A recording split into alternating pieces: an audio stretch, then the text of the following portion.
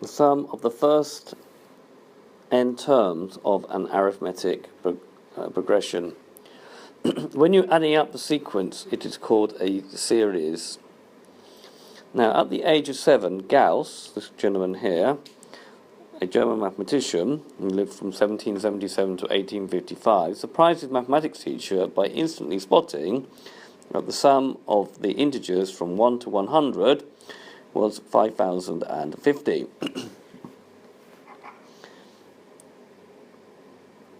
How did he do it? Well, first, you should notice that the series of integers from 1 to 100 is an arithmetic regression, with the first term being 1 and the common difference being 1. Okay, so Sn is the notation for the sum of the first n terms of 1 plus 2 plus 3 plus 4 plus 5 and so on, plus 96 plus 97 plus 98 plus 99 plus 100, and this is what he did. He took 5 and 96, which was 101. If you look at 4 and 97, you get 101. 3 and 98, you get 101. 2 and 99, you get 101. And the first term plus the last term, which we call un, remember, is 101.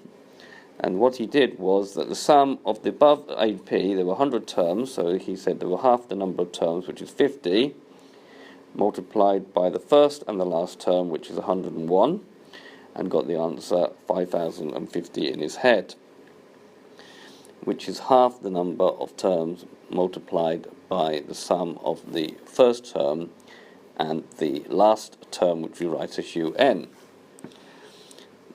This is written as the sum of the first n terms, which is the number of terms divided by 2, and the first term plus un, which we call the last term. But if we use the idea that the last term, or any term in an arithmetic progression, is the first term plus n minus 1 times d, then the sum of the first n terms will be n over 2 u1. Now, if we, for un, we now replace u1 plus n minus 1 d. So that gives n over 2, which is 2u2, plus n minus 1 times d, which is the other formula for finding the sum when you don't know what the last term is. So we've got two formulas. One here if you know the first and the last term and the number of terms, and one here if you know the number of terms and the first term only, obviously, and the common difference. So, example. Find the sum of the first 30 terms of an arithmetic progression where the first term is 8 and the common difference is 0.5.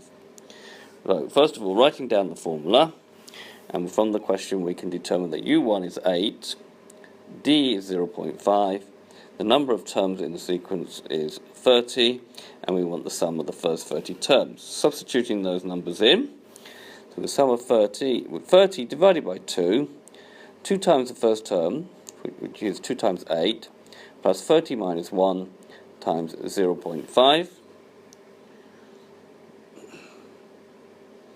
and then that 30 divided by 2 is 15, 2 times 8 is 16, 30 minus 1 is 29 times 0.5, which is 15 times 16 plus 14.5, which is 15 times 30.5, which is 457.5.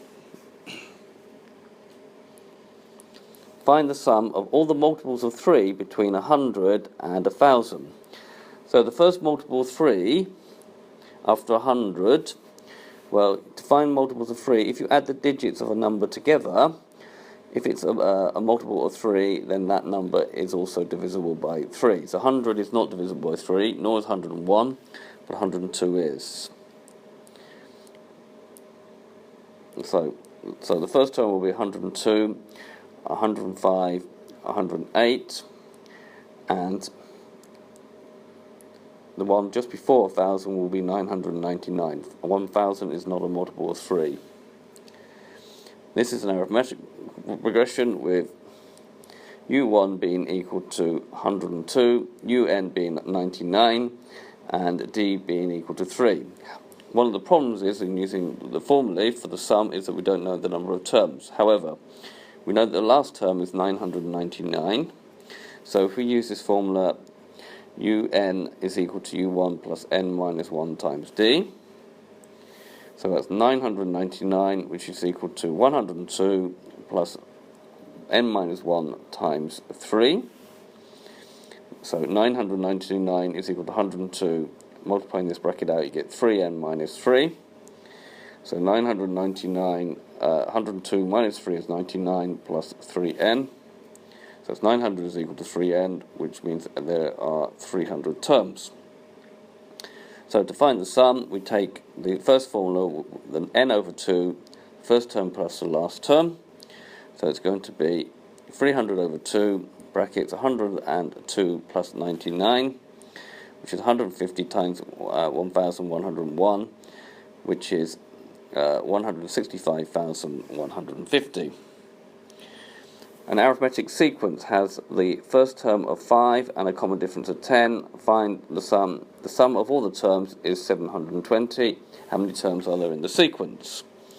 Well, using the second sum formula, Sn is n over 2, brackets 2 times u1, plus n minus 1 times d.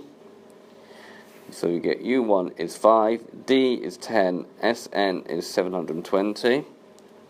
So you get 720 is equal to n over 2, 2 times the first term, so 2 times 5 plus n minus 1 times 10. So simplifying this a little bit, so 720, 2 5s are 10, n times 10 is 10n minus 10. The 10s cancel out, also this 2 will cancel out with that 5, so we get 5n times n, which is going to give me 5n squared, is equal to 720. So dividing by 5, we get 144 is equal to n squared. The square root of 144 is plus or minus 12. However, we cannot have minus 12 terms of an arithmetic sequence, so we just ignore the negative answer, and therefore the number of terms needed will be in the sequence is 12.